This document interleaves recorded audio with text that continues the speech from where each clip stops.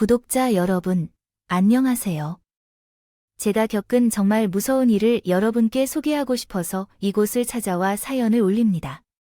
저와 같은 상황에 처한 다른 피해자가 없었으면 하는 바람으로 이렇게 글을 쓰고 있습니다.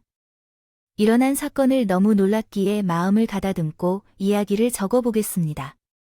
변호사로 일하고 있는 제가 연봉 수준이 비슷한 사람과 만날 일이 있었는데 그 사람이 바로 제 남편이었습니다. 남편은 의사로 일하고 있었는데 처음 만나본 순간부터 마치 첫눈에 반한 듯 사람과 결혼을 해야겠다는 생각이 머릿속을 지배했습니다.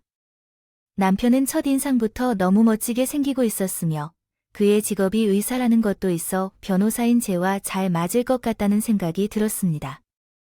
생각이 들었어요. 남편은 옷도 잘 입고 자신을 잘 꾸미는 사람이었어요.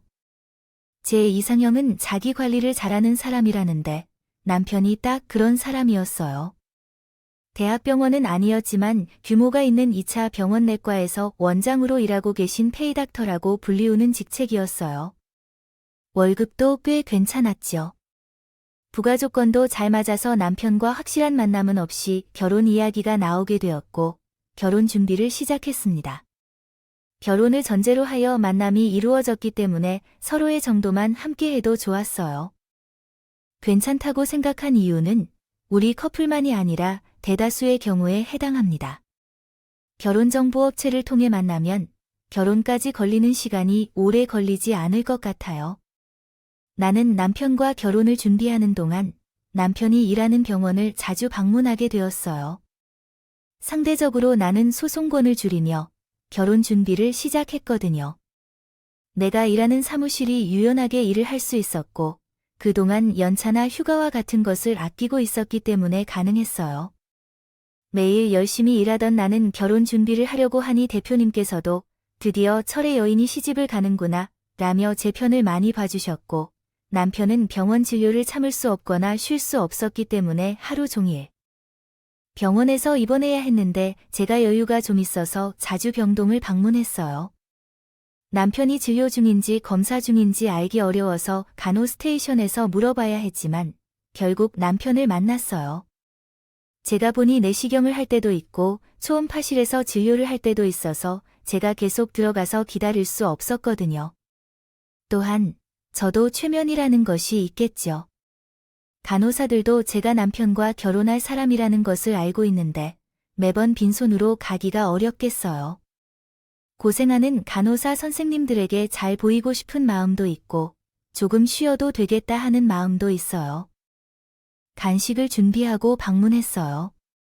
처음에는 간호사 선생님들도 대면하게 되면서 그냥 감사합니다라고 말씀드렸는데 제가 간식을 매번 가져가면서 살갑게 대해주니 저에게도 조금씩 마음을 열고 잘해주시는 모습이 보였어요.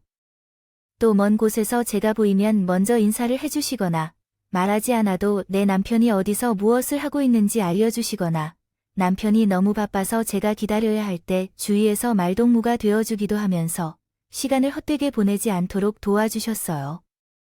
이렇게 하면서 자연스럽게 우리 남편이 어떤 의사인지 어떤 마음으로 병원에서 일을 하는지를 알게 되었어요.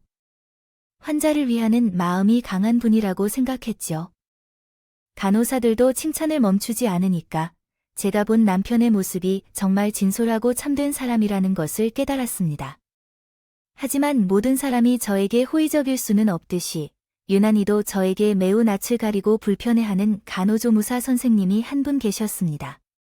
남편의 병원이 2차 병원이라서 간호사들뿐만 아니라 보조를 해주시는 간호조무사분들도 많이 계셨습니다. 여러분들도 아시겠지만 사실 간호사와 간호조무사는 차이가 조금 있어요. 은근히 텃세 같은 것도 심하다고 듣긴 했었는데 그래서 그런 건가요? 많이 받아들여서 소극적으로 변해버린 내향적인 사람인가 하는 생각이 들었습니다. 그냥 넘어갔었죠. 자꾸 제 시선을 피하고 제가 말을 걸어보려고 하면 일이 있는 적 자리를 비우시던 분이셨거든요. 제가 느낄 정도면 꽤 티가 났다는 이야기이기도 하고요. 이상하게 저를 잘 못 쳐다보는 것 같아 보였고 저를 어려워하는 것처럼 보여서 조금 마음이 불편했습니다. 제가 변호사로 일을 하고 있었기에 사실 신뢰감을 줘야 하는 게 중요했거든요. 그래서 사무적으로 보여주기 위해 거치장에 상당히 딱딱하게 하는 편이었어요.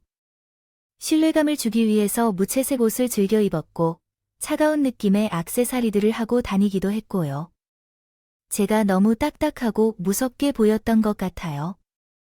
차가운 사람처럼 보여서 저를 피해서 건가하는 느낌을 받기도 했어요. 그러던 어느 날 남편이랑 드레스 투어에 대해 상의하기 위해서 잠시 병원에 왔는데 그 낯을 가리는 간호조무사가 슬쩍 저에게 다가왔어요. 한참을 말을 건넬 것처럼 우물쭈물하더니 용기를 낸 듯이 저에게 말을 걸었어요. 혹시 저희 내과 원장님이랑 결혼을 하시려고 준비 중이세요? 그러니까 약혼자 같은 거겠죠. 다른 간호사들은 이미 알고 있는 사실인데 왜 간호조무사만이 저에게 이런 질문을 하는 건지요? 의문이 생겨서 저는 고개를 끄덕이며 결혼을 하려고 지금 논의 중에 있다고 말했어요. 아, 예, 맞아요. 결혼을 준비하고 있어요. 식장 예약도 했고 드레스 투어 관련해서 상의하려고 오늘 방문했어요. 요즘에 이리저리 상의할 것이 많아서 제가 병원에 자주 방문하고 있죠. 혹시 제가 자주 오는 것이 불편하신가요? 아니에요. 절대 그런 건 아니에요. 그냥 궁금해서 여쭤본 거예요. 신경 쓰지 마세요. 상당히 당황한 낯빛을 지으며 저에게 아무것도 아니라고 말한 후에 쓱 사라지지 않았을까요? 평소에 제게 회피하던 행동을 보였던 사람이 갑자기 왜 이런 질문을 통해 마음을 찝찝하게 만드는지 생각해보니 그냥 넘어갈 수 없을 만큼 마음 한구석에 불편한 느낌이 남아서 진료를 마치고 나서 만나러 온 남편에게 그 사람의 거리를 두는 태도가 누구인지 물었어요. 내과 병동에서 일하는 간호조무사 선생님인데 말이야. 일단 남편에게 물어보려고 했는데 갑자기 남편이 쓴 웃음 없는 표정을 지으며 제게 확 쏘아보더니 약간의 신경질적인 목소리로 그 사람이 왜? 라고 물었어요. 그런데 이런 하소연을 들으며 어째 저에 대해 소문이나 하는 건가 하며 추궁이 섞인 어조로 묻는데 치켜세우는 듯한 느낌이 떨궈쳤다 아닌가. 조무래기가 누구인지 궁금해서 물어보려 한 건데 왜 내 반응이 이래 낯설게도 느껴져서 궁금해서 물어본 거야. 동료들과는 잘 지내고 있는지, 일 중에 무슨 어려움을 겪고 있는지, 너의 관리 업무를 보고 싶다. 그냥 내가 피곤해서 예민해진 것 같아 간호 스테이션의 일들에 대해 잘하고 싶었는데 내성 좋아하는 성격이라 손에 안 맞았던 것 같아. 내성 좋아하는 성격이긴 하지만 다른 이에게 해를 끼치거나 하진 않았는데 그래도 너무 함부로도 오지 않게. 그래, 또는 그런 것 같아. 무슨 문제가 있는 사람은 아니야? 글쎄, 그 조무사의 성격이 좀 이상한 것 같긴 한데. 한 것 같던데 간호사들 사이에서도 왕따를 당한 것 같더라고. 당신에게 무슨 소리 한 것은 아니야? 그 사람이 뭐라고 하든 듣지 마. 괜히 피곤해져. 안 그래도 지금 간호사들 사이에서 마을이 좀 나온 있는 것 같더라고. 비엠 망상이 있는 사람이라나 뭘 할지 아무튼 그래서 잘나야 할지 고민 중인데 말하지 마. 구구절절 길게도 그 간호조무사에 대해 악평을 내뱉는데 솔직히 그건 그 조무사가 보여준 모습만 봐서는 그럴 만한 사람이다 싶어서 알겠다고 했어요. 사람이 말 한 번도 제대로 섞어본 적이 없으면서 의심하는 눈초리를 보내거나 자꾸 자리를 피하려고 하는 모습만 봤다면 누구든 그렇게 생각할 것입니다. 게다가 피해망상이라는 이야기를 듣자마자 더 이상한 사람일 수 있겠다는 생각이 들었죠. 그 뒤로 몇 주가 지속되었고 기다리던 상견례 자리가 드디어 마련되었지만 아주 예상치 못한 일이 벌어졌습니다.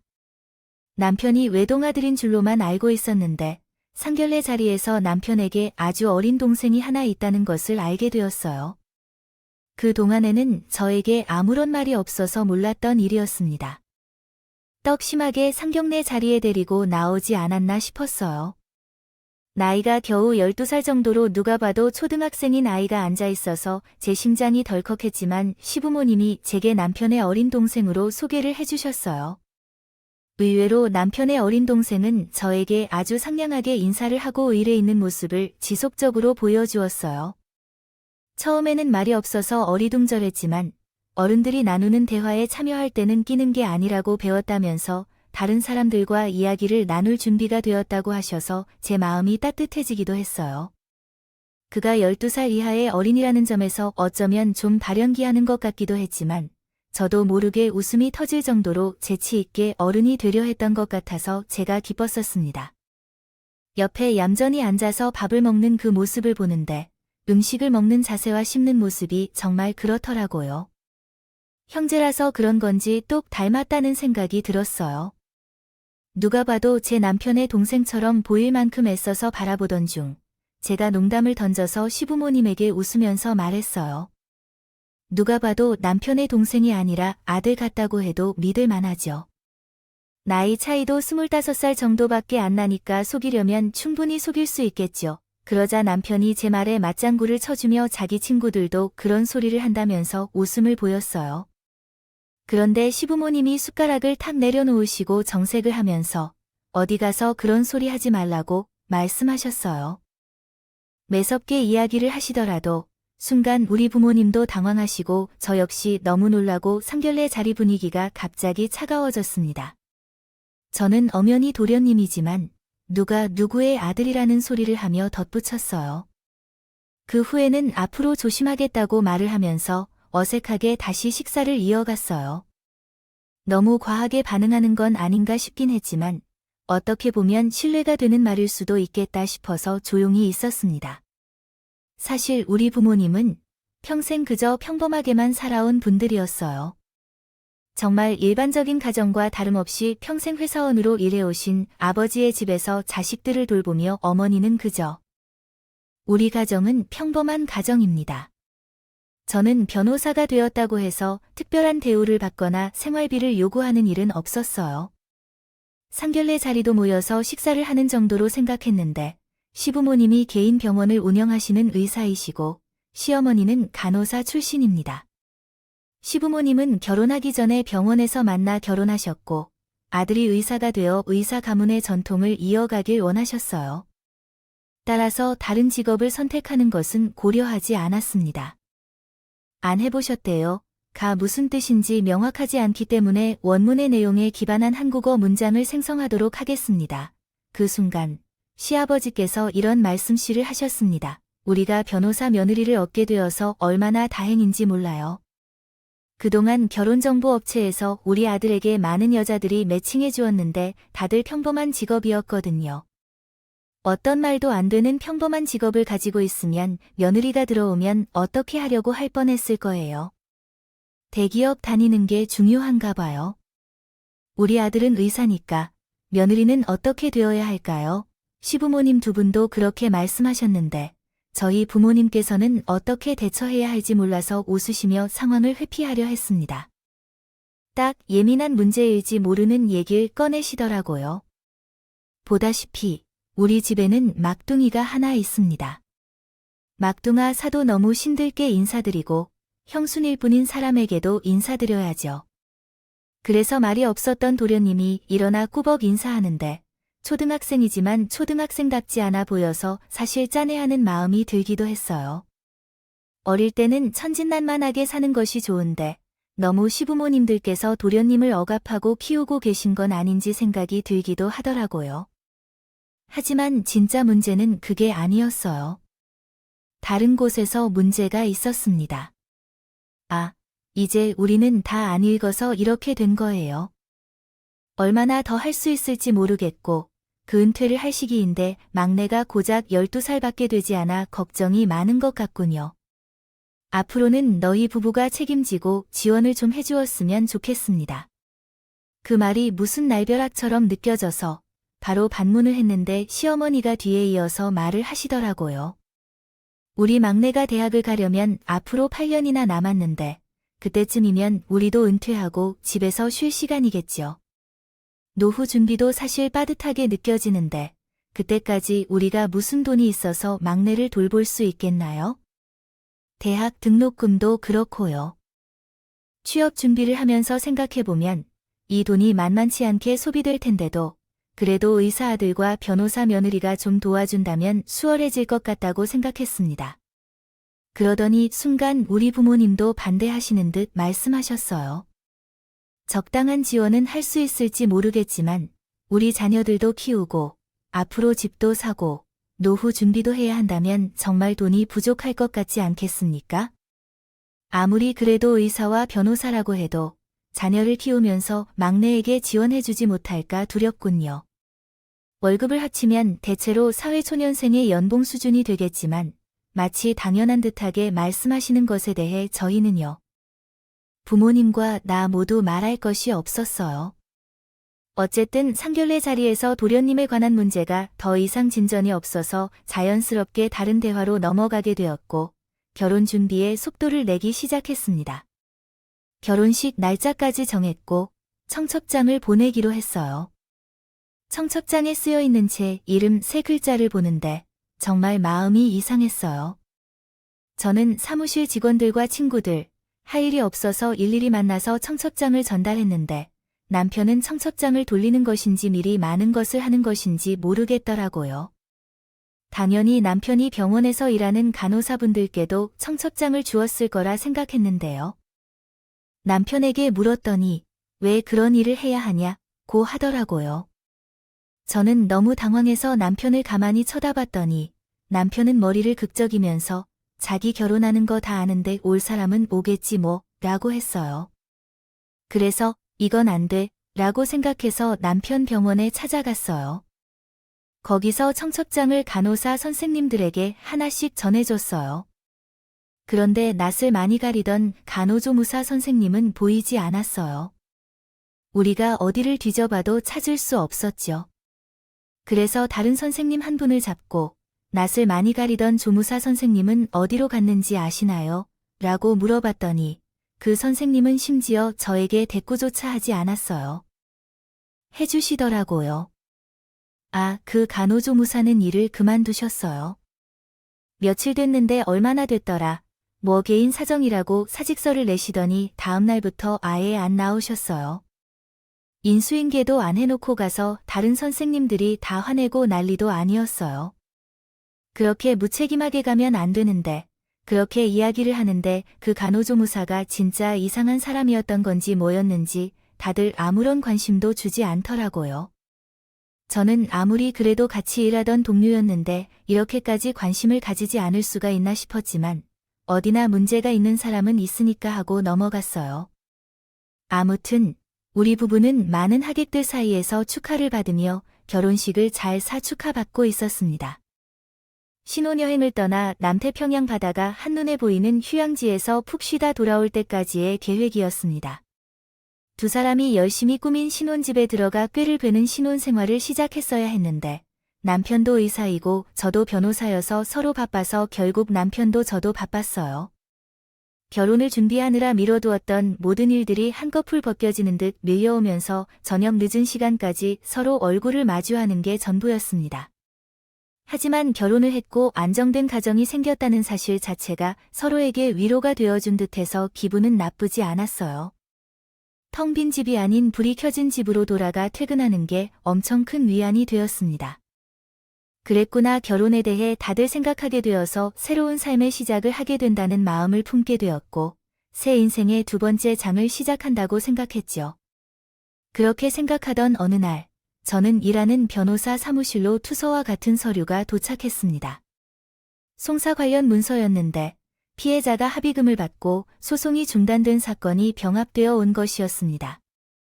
이미 소송이 중단된 사건은 재소송할 수 없는데 왜 그 병합된 사건 파일을 변호사 사무실로 그것도 제게 별도로 보내왔는지 의문이 들었습니다. 처음에는 바쁜 일상에 무시하려고 노력했지만 생각해봐도 이유가 있었을 것이라고 생각했습니다. 같아서 그 파일을 유심히 살펴보기 시작했어요. 그런데 그 사건에 너무나도 낯익은 이름이 똑바로 적혀 있는 게 아니겠습니까? 그제서야 정신을 차리고 확인해보니까 우리 남편의 이름 석자 김정현이 뜨끔하니 적혀 있는 것입니다. 소송은 우리 남편이 일하는 병원에서 일어난 사건이었는데 하나는 우진으로 인해 피해자가 영구적으로 장애를 얻게 된 사건이었어요. 또 하나는 내시경을 마치고 나왔는데 아무래도 느낌이 이상하다면서 의사에게 추행을 당한 것 같다고 내시경실 CCTV를 열람하고 싶다는 내용이었고요. 마지막으로 위절제 수술 도중에 일어난 사건이 있었습니다. 의료사고와 관련된 소송이 있었습니다. 세 가지 사건 모두 피해자와 합의가 이루어졌기 때문에 남편이 그 사고와 관련해 처벌을 받거나 벌금을 낸 적이 없습니다. 제가 남편과 결혼한 지 2달밖에 되지 않았는데 왜 전 사건에서 받은 파일을 보냈을까 의문이 들어서 불안해졌습니다. 남편이랑 결혼했다는 사실을 알고 있는데도 이 서류를 보낸 의도가 무엇인지 의심스러웠습니다. 변호사로서 꼬리를 물며 사건에 대한 생각이 머릿속을 떠나지 않아서 신경이 쓰이기 시작했습니다. 그 후로는 모르게 남편의 행동에 대해 계속해서 관심을 가져왔습니다. 주시받게 되었습니다. 이미 합의된 사건이라고 하더라도 마음에 걸리는 것이 2번째 사건이었습니다. 사실 그 사건은 합의된 것보다는 증거 CCTV가 끝까지 제시되지 않아 피해자가 울며 겨자먹기식으로 소송을 진행한 사건이었어요. 다시 말해 병원 측에서 무고죄로 결론을 내리겠다는 발언에 피해자가 병원을 이길 수 없다고 판단하여 한 발짝 물러난 사건이었습니다. 그래서 이 사건에는 다른 진실이 또 있을 수 있다는 생각이 머릿속에 남게 되었습니다. 그러던 중에 1달 정도가 더 지난 어느 날 시어머니가 뜬금없이 제게 시댁으로 오실 수 있느냐고 연락을 해왔습니다. 그러시더라고요. 우리가 이제는 늙고 지쳐서 더 이상 초등학생 막둥이를 키우는데 너무나도 힘들어서 말이죠. 너희가 우리 막둥이를 데려가서 키웠으면 씻었다. 이거 뭔가요? 제게 의견을 물어보는 게 아니라 통보하는 식으로 말하시니까 전 정말 당황해서 말이 나오지가 않았어요. 왜 도련님을 맡아서 키워야 하나요? 이런 얘기를 결혼하기 전에 왜 안 했나요? 전 이전에 전혀 말씀드린 적이 없습니다. 남편도 바쁘시고 제가 일도 많아서 집에 없는 시간이 더 길어요. 퇴근 후 집에 돌아오면 밤늦은 시간이거든요. 이런 상황에서 초등학생인 아이를 어떻게 돌봐야 할지 모르겠어요.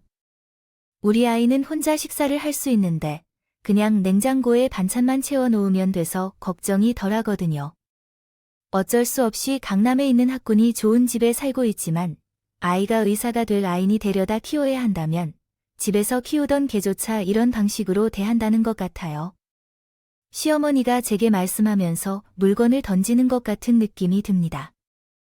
막내 도련님을 키우라고 하니까 저는 어이가 없었습니다. 저는 시어머니에게 말도 안 되는 소리 하지 말라고 말하고 도련님을 데려다 키울 수 없다고 이야기한 뒤 시댁을 서둘러 빠져나왔습니다. 거기에 계속 머물러 있다가 정말로 도련님이 제 손을 잡고 우리 집으로 가고 싶어 할 것 같더군요. 저는 아직 자녀 계획이 없고 도련님을 맡아 키우는 것이 옳은 결정인지 의문입니다. 전업주부도 아니고 남편에게 생활비를 받아 쓰는 처지도 아닌데요. 시댁에서 받는 갑질을 견디고 감내해야 하는 사람이 아니라고 생각되었기 때문에 무리하게 요구를 거절했더니 화가 났습니다. 집에 돌아와서 한참을 씩씩거렸습니다. 퇴근 후에 돌아온 남편이 시어머니를 만나러 시댁에 찾아갔었고 시어머니에게 이야기를 들었다고 설명을 했어요. 제 이야기를 듣는 척 많은 등을 하면서 핸드폰을 만지던 남편이 저에게 그러더라고 했어요. 막내가 손이 많이 가는 애도 아닌데 그냥 우리 집에 데려와서 키울까? 우리 부모님이 워낙 힘들어 하시기도 했고 그리고 엄마 말대로 우리 동네에 갔구나. 알아주는 학군이 있긴 하니까 뭐 하면 도움이 아주 막 하나 쓰면 되지 않겠어? 나랑 결혼 전에 미리 사기를 했던 내용도 아니고 갑자기 이러는 법이 어딨어. 아무리 도련님이 의젓하다고 해도 아직 12살밖에 안 되네요. 내가 해줄 수 있는 것은 한 게 없다고 생각했어요. 일과 부모가 할 수 있는 일이 따로 있다는 것을 보면 나는 어린 도련님을 맡길 마음이 없어요. 누군가가 매정하다고 할지라도 어린 도련님도 귀엽지만 그것으로 인해 도와주겠다고 말한다면 그저 부모님들이 힘들어 하시는 것을 계속해서 지켜보고 싶어요. 우리에게는 돈도 있고 아이를 돌볼 수 있는 도움을 받을 수 있는 사람을 찾으면 될 것 같습니다. 그러니 이런 상황에서 실망할 것 같아요. 이것은 매정하다고만 말로는 해결할 수 있는 문제가 아니에요. 뿐만 아니라 우리에게 피해를 주는 것도 아닙니다. 갑자기 도련님을 키우라는 제의는 말이 안 돼요. 특히 결혼한 지 단 3개월 만에 이런 제안은 이상합니다. 어린 나이라 하더라도 나에게는 그저 도련님이고 함께 살면 얼마나 불편한지도 생각해봐 주세요. 어떤 상황에서도 나의 의견을 듣지 않고 당신 가족들끼리 나에게 일하러 가라고 하면서 요구하는 것은 적절하지 않습니다. 그만하자고. 아, 내가 그러라고 했어. 우리 엄마가 힘들다고 하니까 한 말이야. 아이, 됐어. 이런 약은 그만 먹어. 이런 싸움은 쉽지 않아. 말이 나온 김에 물어보자. 요즘 병원에서는 별일 없는 거 맞아? 그러니까 남편이 갑자기 만지작거리고 있던 휴대폰 사용을 딱 멈추더니 저를 매서운 눈으로 바라보면서 그러는 거야. 병원에 무슨 일 있어? 왜 내가 병원에서 큰 실수라도 저질렀으면 좋겠어? 그런 건 갑자기 왜 물어봐서 사람 기분을 상하게 하는 건데. 그렇게 말하고 나니, 순간 그 눈빛이 너무나 무섭더라고요. 그래서 그냥 아니라고, 별일 없냐고 물어본 건데 왜 이렇게 나의 반응을 보이냐고 했죠? 그러니까 자기도 순간 말이 너무 심하게 나갔다고 생각했던 건지, 눈에 힘을 풀더니 다시 힘들어하게 휴대폰을 만지더라고요. 아주 건성으로 별일 없다고 자기가 내 병원에서 진료가 늦게 끝나는 날이니까 늦을 거라고 기다리지 말라고 하더라고요. 저는 남편이 나랑 이야기하는 내내 휴대폰을 만지작거리고 있었기에 누구와 그렇게 열심히 연락을 하나 궁금해서 남편이 자는 사이에 휴대폰을 뒤지려고 했어요. 그런데 글쎄, 어찌나 철저하던지 휴대폰에 잠금을 걸어놔서 본인 이외에는 그 누구도 아무것도 보지 못하게 해놨더라고요. 이런 것들이 하나하나 쌓이기 시작하니까 의심이 자꾸 커지는 것 아니겠습니까? 하지만 제가 이미 결혼한 사람이라서 평생을 믿고 살아야 할 사람이라고 생각하며 마음을 다잡았지만 그런 증거도 없이 사건이 상상할 수 없는 수준으로 벌어져 버렸습니다. 며칠이 지나도 여전히 남편과 찝찝함이 남아 있었는데 사무실에서 일하고 있는 중에 누군가가 방문했다는 소식을 들었습니다. 올 의뢰인이 아니라는 것에 이상함을 느꼈지만 손님이 방문했다고 하여 접객을 하려 했는데 업무를 그만둔 채로 낯을 가리던 간호조무사가 찾아왔다는 것이 아닌가 싶었어요. 너무 놀라서 그 간호조무사를 많이 쳐다보았는데 그분은 저에게 꾸벅 인사를 했습니다. 앞으로는 장문이 아닐 때 가독성을 높이기 위해 전문을 몇 줄로 요약해 보겠습니다. 당신이 말한 내용대로 이 사람이 갑자기 일을 그만둔 것에 놀랐고 그 사람의 행동이 이상했기 때문에 당신은 어떻게 대해야 할지 고민이었습니다. 특히 그 사람이 당신에게 USB를 건네면서 이상한 말을 한다는 점이 더욱 의심스러웠습니다. 따라서 이 집을 빠르게 나가야 할 필요성을 얘기한 것입니다. 참고, 요약을 참고하여 전체 텍스트 번역할 수 있을지 또 다른 요청이 필요합니다. 사모님한테 이상한 소리를 하지 않으려고요. 원장님이 미리 차단하신 것이에요. 갑자기 저에게 와다다 말을 터뜨리면서 빨리 도망쳐야 한다며 말씀하셨는데 정말로 정신이 혼미하다는 것이 무엇을 의미하는지 알겠어요. 아니요. 갑자기 그게 모두 무슨 말인가요? 그리고 이 USB는 어떤 것이고 알아들을 수 있게 설명을 부탁드려야 합니다. 다짜고짜 위험하다고 말하면 제가 어떻게 믿어야 할까요? 증권은 모두 그 안에 들어 있어요.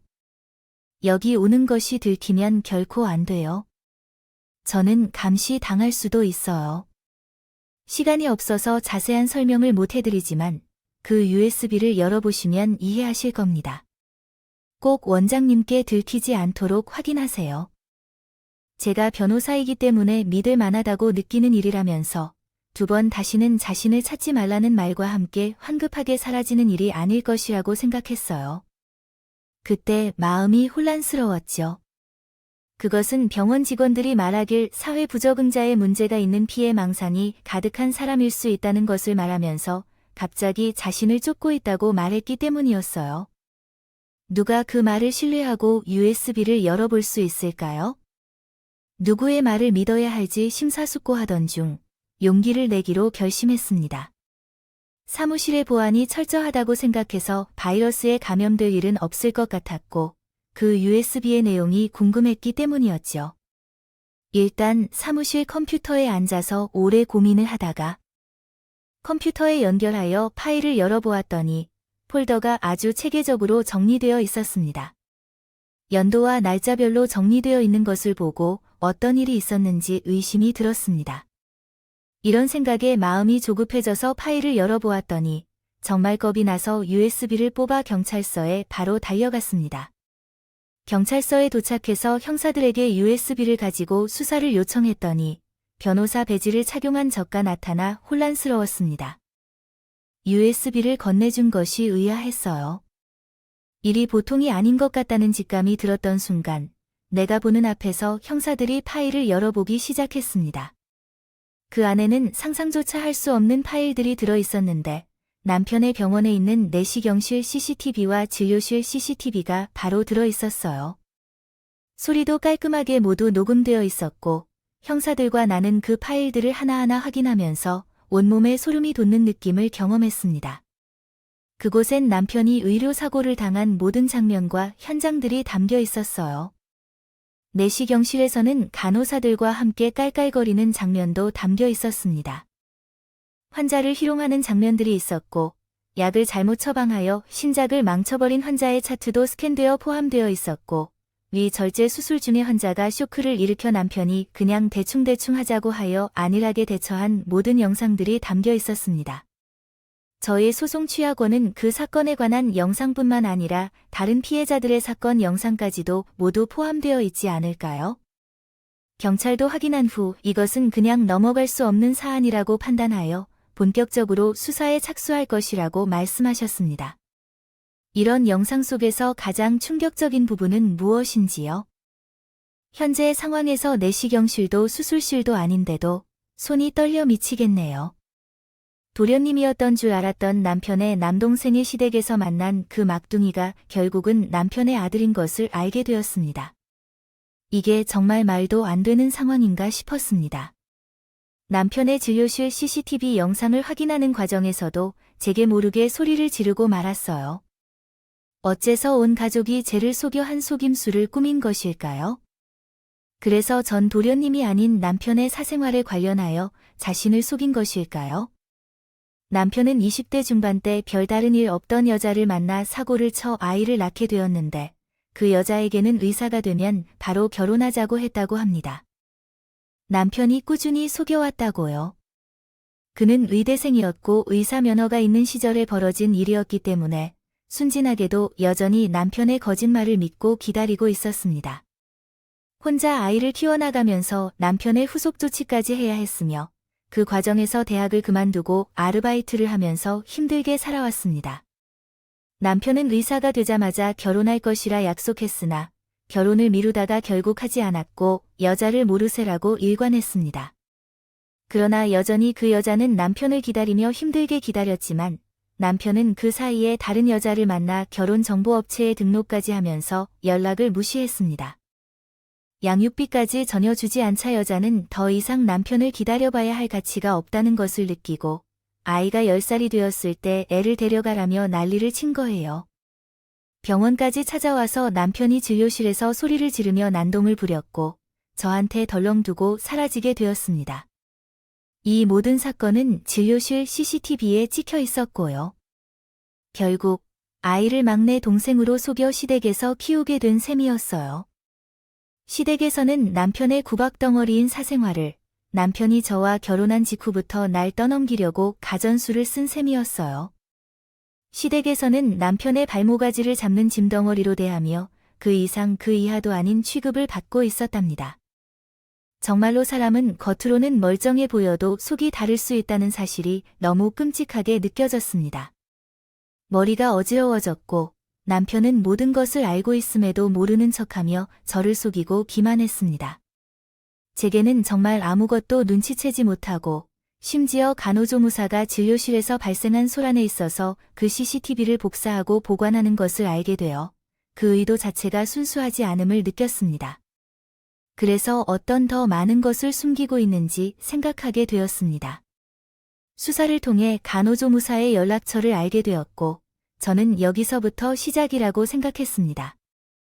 굳이 파일을 저에게 보내신 이유에 대해 물었을 때 그 간호조무사가 울면서 이야기를 해주었습니다. 정말 몇 번의 반전이 일어나는지, 실은 원장님께서 사모님과 결혼을 준비하실 때까지도 저는 원장님과 연인 관계를 유지하고 있었어요.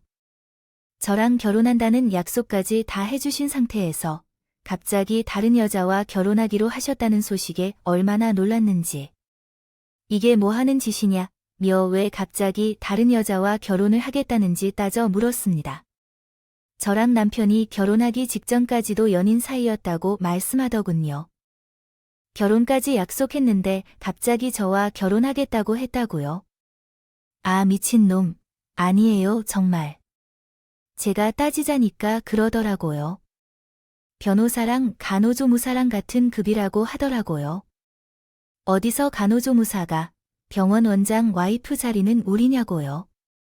주제를 파악도 못하면서 사회생활을 어떻게 할 거냐고 정신 차리고 살라고 하더라고요. 그 말을 듣자마자 정신이 번쩍 들더라고요. 이 사람은 처음부터 쟤를 놀릴 생각으로 대했던 거구나 싶어서요. 그 말에 큰 충격을 받은 간호조무사는 그동안 모아둔 CCTV부터 시작해서 남편의 비밀을 풀어내는 일들을 다 공론화시키기로 결심했던 겁니다. 물론 그 간호조무사의 의도도 순수하지 않았지만 결국에는 피해자들을 위한 절차를 밟게 되어 고마운 일이었어요. 간호조무사는 본인이 내부 자료를 유포한 죄를 묻게 될까봐 고소당할까 무서워서 끙끙 앓다가 저에게 그 자료를 전부 넘기게 된 것입니다. 저는 변호사였고 법을 다룰 줄 아는 사람이라 저라면 전부 해결해 줄 수 있을 거라 생각했어요. 저는 간호조무사를 바람대로 형사를 찾아가서 수사를 요청했고 형사들은 그 자료를 토대로 그간의 피해자들을 불러 모으기 시작했어요. 남편의 병원에서 압수수색 영장이 발부되기까지 시간이 걸리지 않았던 것 같아요. 형사들은 이미 숨어버린 피해자들과 하나하나 만나며 설득 작업을 진행했고 저는 그들을 위해 무료 변호를 하기로 결심했습니다. 당연히 이 모든 사실이 알려지자 시댁과 남편 모두 난리를 쳤는데 제게 죽일 연인이 뭐냐 하며 보복을 하겠다고 협박했어요. 저는 당연히 그 모든 대화를 녹음했고 그 증거를 가지고 동료 변호사에게 제 이혼 소송 사안을 맡겼어요. 남편이 병원 수사가 근무일스러워져서 제 이혼 역시 어렵지 않게 성공적으로 처리할 수 있었습니다. 자식은 없습니다. 재산 분배가 명확히 이루어졌기 때문에 어렵지 않았어요. 수사가 물 흐르듯 진행되는 과정에서 사건에 흥미를 느낀 사람들이 서로 이야기를 퍼뜨리기 시작했어요. 아마도 피해가 많은 사건이었고 해당 병원은 2차 의료기관 가운데 꽤 이름이 있는 곳이었기 때문에 소문이 동네 전체로 빠르게 퍼지게 되었죠. 남편의 평판이 훼손된 것은 물론 다시는 의사로 일할 수 없게 만들어져야 한다는 요구로 소란도 빚었습니다. 그 병원은 사고가 많은 곳으로 찾아가면 안 된다는 불매운동까지 벌어져 병원에 큰 타격을 입히게 되었고 남편은 사건에 대한 모든 것이 밝혀졌습니다. 피해자들이 대거로 일어나면서 당연하게도 고의성을 인정받아 쇠고랑을 찼습니다. 그동안 남편의 병원에서 일어난 크고 작은 사건을 피해자들이 전부 형사들의 노력으로 소송에 참여하겠다는 의사를 밝힌 바 있습니다. 저는 그 피해자들을 지지하기 위해 무료 변호를 하였고 우리 사무실에서도 전폭적으로 저를 지지해 주었어요. 솔직히 제 남편이 피의자인 사건을 맡았으니 저도 참 쪽팔리기도 했어요. 보는 눈이 얼마나 없어야 그런 인간과 결혼을 했겠습니까? 남편의 소송이 마무리되고 보상금만 해도 수십억 원을 배상해야 한다는 판결이 내려졌습니다. 자연스럽게 15년 가까이 시모도 남편의 소송 뒷수습을 하느라 집안 재산을 모두 사용하였습니다. 털고도 모자라서 돈을 빌리러 다니고 있다고 하더라도 강남 지역에서는 소문이 퍼졌는데 시부모에게 돈을 빌려줄 사람이 누구일까요? 시아버지 개인 병원을 운영하던 남편이 일했던 병원이 큰 타격을 입어 문을 닫았고 남편 또한 불러줄 곳이 없기 때문에 처참한 상황에 빠졌습니다. 결혼은 더는 생각하지 않습니다. 대신 다가올 시간에는 무료 변호사로 활동하며 소외된 계층을 돕기 위해 노력하고 있는 중이며 제3년을 표방하고 있습니다. 새로운 목표가 생겼는데 제 이름을 건 로펌을 세워 음지에 도움이 필요한 사람들을 위해 사건을 적극 돕고자 합니다. 이전에는 생각지도 못했던 일이지만 지금은 이렇게 생각하고 있습니다. 결혼을 해서 다른 사람들이 부러워하는 삶을 살려는 것이 목표였다면 이제는 공익을 위해 움직이고 싶다는 사명감을 가지고 있어요. 그 사건으로 상처를 많이 받았지만 제 자신에게는 한층 더 성장할 수 있는 기회라고 생각합니다. 지금 전 시댁 가족들은 어떻게 지내고 있는지 궁금하신가요? 글쎄요. 아주 관심을 끊어서 모르겠지만 옛 친구 중 한 분이 부와 명예를 모두 잃고 전전긍긍하면서 살고 있다고 하더라고요. 전 남편은 철창에서 잘 지내고 있는지 모르겠네요. 예전 남편의 사생아만 불쌍하게 되었겠네요. 전 그 사람들과 다시 관련되고 싶지 않은 마음뿐입니다. 앞으로는 더욱 빛날 채 인생을 생각하며 살겠습니다. 여러분들도 겉모습만 보고 사람을 판단하지 마시고 앞으로는 내면의 중요성을 상기하며 사시길 바래요. 사람과 사람이 함께 더불어 사는 세상에 얼마나 기상천외한 일들이 가득하겠습니까? 남에게 일어난 일이 저에게 일어나지 않을 거라는 생각은 하지 않기로 했어요. 정말 제 목표가 조금 더 성숙했다면 이런 일을 피할 수 있지 않았을까 싶지만 이미 벌어진 일이니 어쩔 수 없지요. 앞으로는 더욱더 조심하고 돌다리도 두드려보고 건넌다면 두 번의 피해는 막을 수 있지 않을까 싶어요. 저처럼 되돌아갈 수 없는 상황에 처한 사람들을 도와주기 위해 변호사로서 또한 인간으로서 노력하고 있습니다. 만약 여러분 중에 비슷한 어려움을 겪는 사람이 있다면 꼭 주변에서 도와줄 수 있는 사람이 있다는 생각을 하고 도움을 요청해 주시기를 바랍니다. 그렇게 더 나은 사회를 만들어가기 위해 우리는 함께 힘을 모아야 합니다. 문제는 소홀히 해도 해결되지 않는다는 것을 알기에 우리는 공정한 세상을 향해 노력할 것입니다. 마지막으로 제 이야기를 끝까지 들어주신 구독자 여러분들에게 진심으로 감사드립니다.